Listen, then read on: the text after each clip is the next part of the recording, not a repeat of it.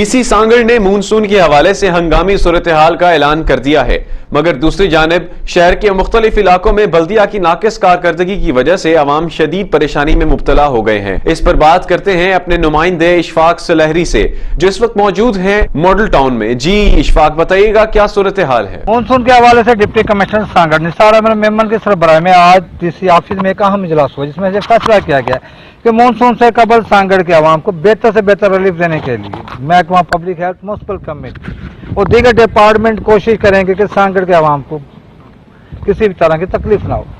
لیکن مونسون سے قبل یہاں کی کیا صورتحال ہے، اس پر ہم بات کریں گے سانگڑ کے عوام سے۔ سر کیا مسئلہ ہے؟ صورتحال آپ دیکھ رہے ہو تو یہ جو ہے کہ سارا جو ہے کہ گٹر سسٹم خراب ہوا پڑا ہے، ٹون کمیٹی والے آ نہیں رہے ہیں، کھول نہیں رہے ہیں، سارا پانی جو ہے ریٹرن یہ ڈبو رہا، تمہارے سامنے دریا بنا پڑا سارا، یہ حال ہے۔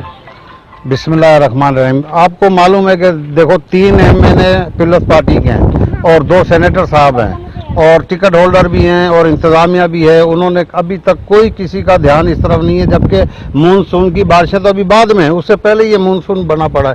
آپ کے سامنے جو بھی صورتحال ہے، پہلے چند گلیاں جو ہے وہ خراب تھی، اب تو پورا شہر ڈوبنے کو آیا ہے۔ تقریباً میں سمجھتا ہوں کہ لوگ نقل مکانی پہ نہ شروع ہو جائیں۔ جی سر۔ بھائی السلام علیکم۔ یہاں پر جو مسجد میں نماز پڑھنے کے لیے آتے ہیں انہوں کے کپڑے بھی خراب ہوتے ہیں، اور ہم بھی صبح کو اسکول جاتے ہیں تو اس پانی کے بیچوں بیچ جاتے ہیں۔